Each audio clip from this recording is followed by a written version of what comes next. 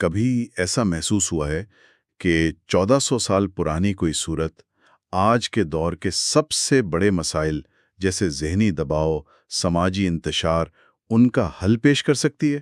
بالکل، اور آج ہم سورہ بنی اسرائیل کو اسی نظر سے دیکھیں گے۔ کیا اس میں واقعی کوئی ایسا کوڈ چھپا ہے جو جدید سائنس مطلب سائیکالوجی اور نیورو سائنس آج دریافت کر رہی ہیں؟ جی، اور آج کی گفتگو کا مقصد صرف روایتی تفسیر نہیں ہے، بلکہ کوشش یہ ہے کہ نوجوان نسل کے لیے اس کے پیغام کو جدید سائنسی نظریات کی روشنی میں سمجھا جائے۔ تاکہ اللہ، اس کے رسول صلی اللہ علیہ وسلم اور اسلام سے ایک عقلی اور جذباتی تعلق مضبوط ہو۔ بالکل، ایک انٹلیکچوئل اور ایموشنل کنیکشن۔ اچھا، یہ ایک بہت اہم نکتہ ہے۔ اس تفصیلی جائزے کے لیے ہم نے قرآنی آیات کی ترتیب کو روایتی نہیں رکھا، بلکہ موضوعات کے لحاظ سے رکھا ہے۔ یعنی رینڈم آرڈر میں۔ جی، رینڈم آرڈر۔ اس کی وجہ یہ ہے کہ سورے کے مختلف مضامین ایک دوسرے سے بہت گہرائی میں جڑے ہوئے ہیں۔ تو اس طریقے سے ہر نقطے کو اس سے متعلقہ موضوع کے ساتھ جوڑنا آسان ہوگا اور گفتگو کا بہاؤ بھی ہموار اور دلچسپ رہے گا۔ چلیں اس کا آغاز کرتے ہیں۔ بہترین۔ تو سب سے پہلے اس سورت کی بنیادی معلومات کیا ہیں؟ یہ کہاں نازل ہوئی اور اس کے اتنے مختلف نام کیوں ہیں؟ دیکھیں، یہ ایک مکی صورت ہے، یعنی ہجرت سے پہلے مکہ میں نازل ہوئی۔ راجہ قول یہی ہے کہ یہ پوری صورت مکی ہے۔ اچھا۔ اس میں 12 رکوع اور 111 آیات ہیں۔ جہاں تک ناموں کی بات ہے تو اس کے 3 نام مشہور ہیں اور ہر نام اس کے ایک مرکزی خیال کو ظاہر کرتا ہے۔ پہلا نام کون سا ہے؟ پہلا نام ہے سورہ اسراء۔ اسراء، اس کا کیا مطلب ہے؟ اسراء کا مطلب ہے رات کو سفر کرانا۔ یہ نام پہلی ہی آیت سے لیا گیا ہے جس میں نبی کریم صلی اللہ علیہ وسلم کے معجزاتی سفر معراج کا ذکر ہے، جو مکہ سے بیت المقدس تک کا تھا؟ جی، جو رات کے ایک مختصر حصے میں طے ہوا۔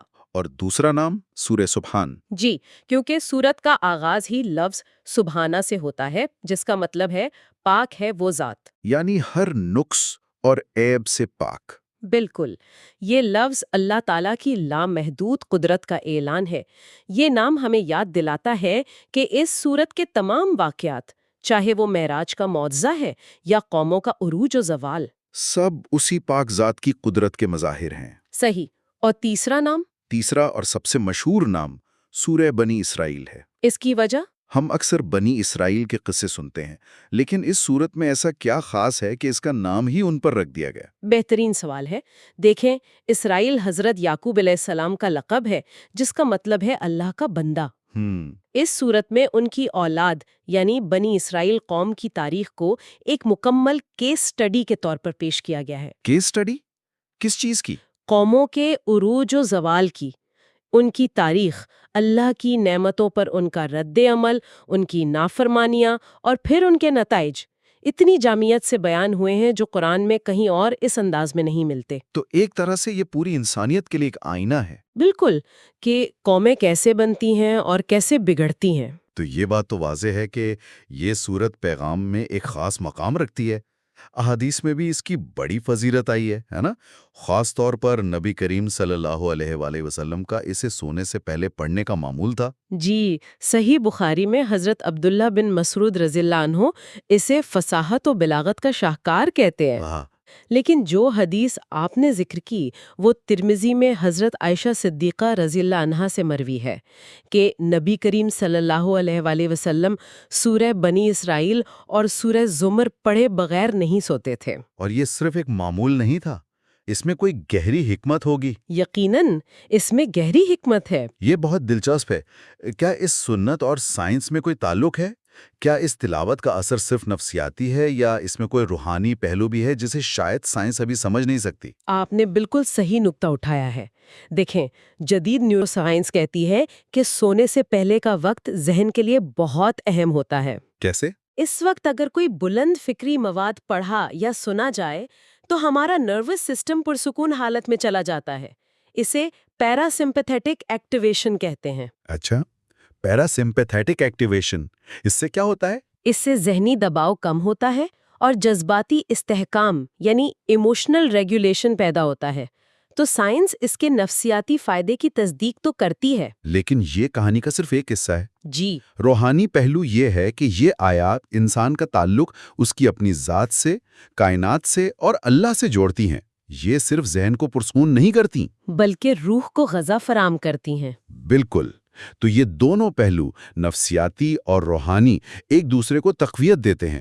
سنت ہمیں وہ راستہ دکھاتی ہے جس کے جسمانی اور نفسیاتی فوائد آج سائنس دریافت کر رہی ہے۔ تو گویا روحانی سکون اور ذہنی صحت ایک ہی سکے کے دو رخ ہیں۔ آپ نے روحانی سفر کی بات کی، تو آئیے اس سورت کے سب سے بڑے روحانی سفر یعنی معراج پر بات کرتے ہیں۔ آج کا ذہن اسے کیسے سمجھے؟ معراج بلا شبہ ایک مافوق الفطرت واقعہ ہے، اور اس کا مقصد ہی انسانی عقل کو اس کی حدود کا احساس دلانا ہے۔ لیکن پھر بھی آج کے دور میں اسے سمجھنے کے لیے کوئی فکری زاویہ تو ہوگا؟ جی، جدید فزکس ہمیں کچھ فکری اوزار ضرور دیتی ہیں، مثلاً آئنسٹائن کا نظریۂ اضافیت۔ ریلیٹیوٹی؟ جی، وہ ہمیں بتاتا ہے کہ وقت اور فاصلہ مطلق نہیں ہے۔ آپ نے ٹائم ڈائلیشن کا تصور سنا ہوگا؟ ہاں، کہ جتنا تیز کوئی شے سفر کرتی ہے وقت اس کے لیے اتنا ہی آہستہ ہو جاتا ہے۔ بالکل۔ اسی طرح اسپیس ٹائم کرویچر کا نظریہ بتاتا ہے کہ بڑی کمیت والی اشیاء اپنے ارد گرد زمان و مکان یعنی اسپیس ٹائم کو موڑ دیتی ہیں۔ یہ ایک دلچسپ نکتہ ہے، لیکن یہاں ایک سوال پیدا ہوتا ہے، کیا ہم ان سائنسی نظریات کو دین پر زبردستی تھوپ تو نہیں رہے ہیں؟ مطلب کیا یہ واقعی قرآن کا منشا ہے یا ہم اپنی جدید اینک سے اسے دیکھ رہے ہیں؟ یہ بہت اہم سوال ہے، اور اس میں احتیاط لازم ہے۔ مقصد سائنس سے معجزے کو ثابت کرنا ہرگز نہیں، اچھا، کیونکہ معجزہ اپنی تعریف کے لحاظ سے ہی عام طبعی قوانین سے ماورا ہوتا ہے۔ مقصد صرف یہ ہے کہ سائنس نے خود ہماری محدود دنیا کے تصور کو توڑ دیا ہے۔ یعنی جب سائنس خود کہہ رہی ہے کہ وقت اور فاصلہ لچکدار ہیں، تو اس کائنات کو بنانے والے کے لیے ان حدود کو توڑنا کیا مشکل ہے؟ تو یہ نظریات ایمان کو کمزور نہیں کرتے، بلکہ انسانی عقل کے تکبر کو توڑ کر اللہ کی قدرت کو تسلیم کرنے کا دروازہ کھولتے ہیں۔ واہ! یعنی سائنس ہمیں سکھا رہی ہے کہ جو ہم نہیں جانتے وہ بھی ممکن ہے۔ اچھا، معراج کے اس ماورائی سفر کے بعد سورت ہمیں زمین پر تاریخ کے اسباق کی طرف لاتی ہے۔ بنی اسرائیل اور فرعون کا قصہ بار بار کیوں آتا ہے؟ کیونکہ یہ تاریخ کے دو بنیادی سماجی اور نفسیاتی قوانین کو سمجھاتا ہے۔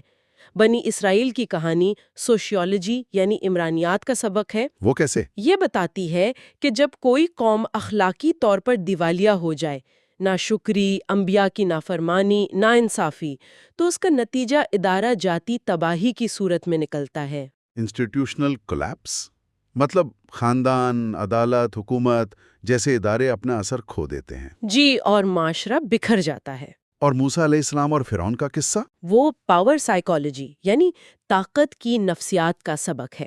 یہ دکھاتا ہے کہ جب کسی انسان کو بے لگام مطلق طاقت مل جاتی ہے تو وہ اسے تکبر اور ظلم کی طرف لے جاتی ہے۔ فرعون کا انا ربکم العالی کہنا؟ بالکل، یہ اسی نفسیات کا عروج تھا۔ پولیٹیکل سائنس کا بھی یہی اصول ہے کہ ظلم اپنی بقا کے اسباب خود ہی ختم کر دیتا ہے۔ قرآن ان کہانیوں کو کہانیوں کی شکل میں بیان کرتا ہے تاکہ وہ محض خشک نظریات نہ رہیں، بلکہ ہمارے ذہنوں پر نقش ہو جائیں۔ صحیح۔ تو یہ تو ہو گئے معاشروں اور قوموں کے اصول، لیکن ایک فرد کے لیے سورت میں کیا رہنمائی ہے؟ بالکل، اور یہ اس سورت کا دل ہے۔ سورت میں ذاتی ذمہ داری کا اصول بہت واضح ہے۔ قرآن کہتا ہے وَلَا تَزِرُ وَازِرَةٌ وِزْرَ أُخْرَى، یہ سورہ بنی اسرائیل کی آیت 15 ہے۔ یعنی کوئی بوجھ اٹھانے والا کسی دوسرے کا بوجھ نہیں اٹھائے گا۔ نفسیات میں اسی تصور کو لوکس آف کنٹرول کہتے ہیں۔ لوکس آف کنٹرول یعنی اپنی ناکامیوں کا الزام قسمت یا دوسروں پر ڈالنے کے بجائے انسان خود ذمہ داری لے۔ یہ تو آج کل کی سیلف ہیلپ کتابوں کا سب سے بڑا سبق ہے۔ بالکل، اور یہ اصول قرآن میں پہلے سے موجود ہے۔ جس شخص کا لوکس آف کنٹرول اندرونی ہوتا ہے وہ اپنی زندگی کی باغ ڈور اپنے ہاتھ میں رکھتا ہے۔ اور یہ چیز اسے مظلومیت کی ذہنیت یعنی وکٹم مینٹالٹی سے بچاتی ہے۔ بالکل، میں نے خود کئی نوجوانوں سے بات کی ہے جو اپنی ناکامیوں کا ذمہ دار سسٹم کو ٹھہراتے ہیں، لیکن جب وہ یہ قرآنی اصول سمجھتے ہیں کہ اصل طاقت ان کے اپنے اعمال میں ہے تو ان کی پوری سوچ بدل جاتی ہے۔ یہ اصول انسان کو بااختیار بناتا ہے۔ یہ تو ہوئی انفرادی نفسیات کی بات۔ اجتماعی زندگی کے لیے کیا اصول ہیں اس میں؟ اس صورت میں ایک مکمل سماجی چارٹر موجود ہے۔ والدین کے ساتھ حسن سلوک، رشتہ داروں اور مسکینوں کا حق، فضول خرچی سے گریز، قتل، زنا، یتیم کے مال کی حفاظت۔ ناپ تول میں انصاف اور زمین پر اکڑ کر چلنے سے منع کرنا، یہ صرف اخلاقی نصیحتیں نہیں ہیں۔ تو پھر یہ کیا ہیں؟ یہ جدید سوشل سائنسز کی زبان میں crime prevention, economic stability, family psychology اور مینٹل ویل بینگ کی بنیادیں ہیں۔ یعنی جرائم کی روک تھام، معاشی استحکام، خاندانی نفسیات اور ذہنی صحت۔ واہ، یہ تو زندگی کے ہر پہلو کا احاطہ کرتا ہے۔ اچھا، عمل کی قبولیت کے بارے میں سورت کیا کہتی ہے؟ یعنی کون سا عمل اللہ کے ہاں قابل قبول ہے؟ اس کے لیے سورت نے 3 شرائط کا ایک خوبصورت ماڈل دیا ہے۔ پہلا، نیک نیت، دوسرا، صحیح طریقہ، اور تیسرا، ایمان۔ عمل اللہ کی رضا کے لیے ہو، سنت کے مطابق ہو اور کرنے والے کے دل میں ایمان ہو۔ جی، اگر اسے ہم بیہیورل سائنس یعنی رویوں کی سائنس کی نظر سے دیکھیں تو اس کی کیا اہمیت ہے؟ یہ ایک بہترین ماڈل ہے۔ سائنس کے مطابق نیت یعنی انٹینشن عمل کے لیے تحریک یا موٹیویشن فراہم کرتی ہے۔ صحیح۔ صحیح طریقہ یعنی کریکٹ میتھڈ مہارت یا اسکل اور نظم و ضبط دیتا ہے، اور ایمان یعنی بلیف سسٹم اس عمل پر مستقل مزاجی یا کنسسٹنسی دیتا ہے۔ تو جب یہ تینوں چیزیں مل جاتی ہیں، انٹینشن، میتھڈ اور بلیف، تو ایک پائیدار عمل، ایک سسٹینیبل ایکشن وجود میں آتا ہے۔ یہ کامیابی کا ایک مکمل فارمولا ہے۔ سبحان اللہ، یہ تو واقعی ایک سائنسی فارمولے کی طرح ہے۔ آخر میں یہ سورت خود قرآن کے بارے میں کیا بتاتی ہے؟ اس کا مقصد اور ڈیزائن کیا ہے؟ سورت قرآن کے 2 پہلوؤں پر روشنی ڈالتی ہے، اس کا مقصد اور اس کی ساخت۔ کوگنیٹو سائنس کہتی ہے کہ انسانی ذہن کو ٹھیک سے کام کرنے کے لیے ایک واضح مقصد، ایک اخلاقی سمت یعنی مورل کمپس اور رہنمائی کی ضرورت ہوتی ہے۔ جی، اور قرآن یہی فراہم کرتا ہے، جو سوچ کی اصلاح یعنی تھاٹ ریفارم اور جذباتی توازن ایموشنل بیلنس کے لیے ناگزیر ہے۔ اور اس کے ڈیزائن کے بارے میں کیا خاص بات ہے؟ اس کی بے مثلیت، قرآن کی لسانی گہرائی اور مانوی وسعت کو انفارمیشن سائنس کی زبان میں high compression plus high meaning کہتے ہیں۔ High compression plus high meaning. جی، اس کی کوئی مثال؟ اس کی مثال ایک چھوٹی سی زپ فائل کی طرح ہے، سائز کم، لیکن جب آپ اسے کھولتے ہیں تو اس میں ایک پوری لائبریری موجود ہوتی ہے۔ واہ، یعنی قرآن کے الفاظ بھی ایسے ہی مختصر لیکن معنی کا ایک سمندر لیے ہوئے۔ بالکل، اور یہ غیر انسانی ڈیزائن کی طرف اشارہ کرتا ہے۔ ایک اور اہم نقطہ قرآن کا تدریجی نزول ہے۔ اس کی کیا حکمت بیان کی گئی؟ قرآن کا 23 سال میں تھوڑا تھوڑا کر کے نازل ہونا جدید تعلیمی نفسیات یعنی لرننگ سائنس کے اصول اسپیس لرننگ کے عین مطابق ہے۔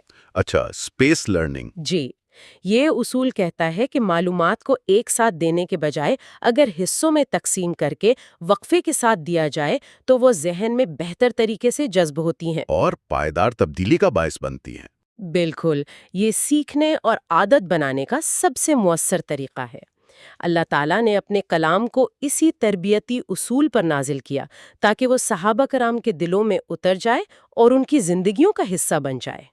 آج کی گفتگو کا خلاصہ یہ ہے کہ سورہ بنی اسرائیل صرف عقائد اور احکامات کا مجموعہ نہیں، بلکہ یہ فرد کی نفسیاتی اصلاح سے لے کر ایک متوازن معاشرے کی تعمیر تک کا ایک مکمل ضابطۂ حیات ہے، جی، یہ عقل اور وحی کا ایک حسین امتزاج ہے جو ہر دور کے انسان کے لیے، خاص طور پر آج کے نوجوان کے لیے، انتہائی متعلقہ اور قابل عمل رہنمائی فراہم کرتا ہے۔ بالکل، اور ایک آخری سوچ جو سننے والوں کے لیے ہے، سورت کا آغاز سبحان سے ہوتا ہے، جو انسانی جسمانی حدود سے ماورا ایک روحانی سفر کا جشن ہے۔ اور پھر سورت کے اندر انسانی سماجی حدود کو منظم کرنے والے زمینی اصول بیان کیے گئے ہیں۔ جی، تو یہ ہمیں سوچنے پر مجبور کرتی ہے کہ ہم اپنی ان انسانی حدود میں رہتے ہوئے ان روحانی بلندیوں کے لیے کیسے کوشش کر سکتے ہیں جن کی طرف سورت کی پہلی آیت اشارہ کرتی ہے۔ یہ توازن ہی اصل کامیابی ہے۔